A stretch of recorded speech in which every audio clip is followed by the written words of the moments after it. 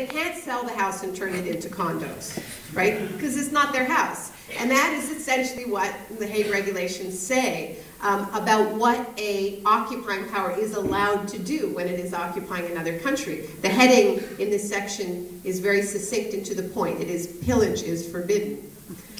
Pillage is forbidden.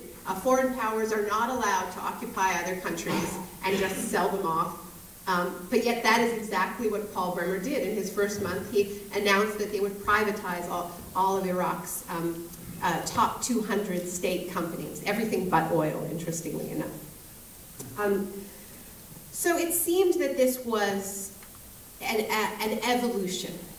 What I wrote at the time is that it was a shift from free trade light, which is what we had been seeing in the 90s, in the advancement of this agenda through trade policy, to free trade heavy, which doesn't ask, just takes on the battlefield of preemptive war. And that there was also a rejection because it was precisely because this policy was stalled that it needed to up the ante and up the tactics.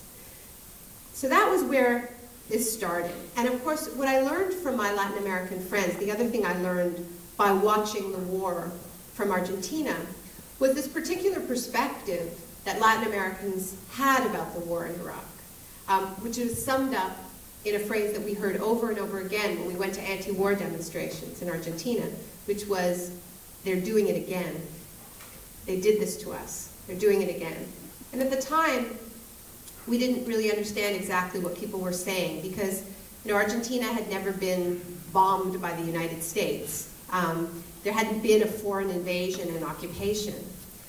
But the connections that I learned about, and by watching the war through the eyes of my Latin American friends, was this perspective that in the 1970s, this process of turning the southern cone of Latin America into the first laboratory for these policies that were now being imposed on Iraq, the flat tax, total free trade, privatization, cuts to social spending, that it had been a deeply violent process. It had been different, but it had been on the backs of military coups, and it had been enforced through terror. And in Argentina, this process had begun with the disappearance of 30,000 people.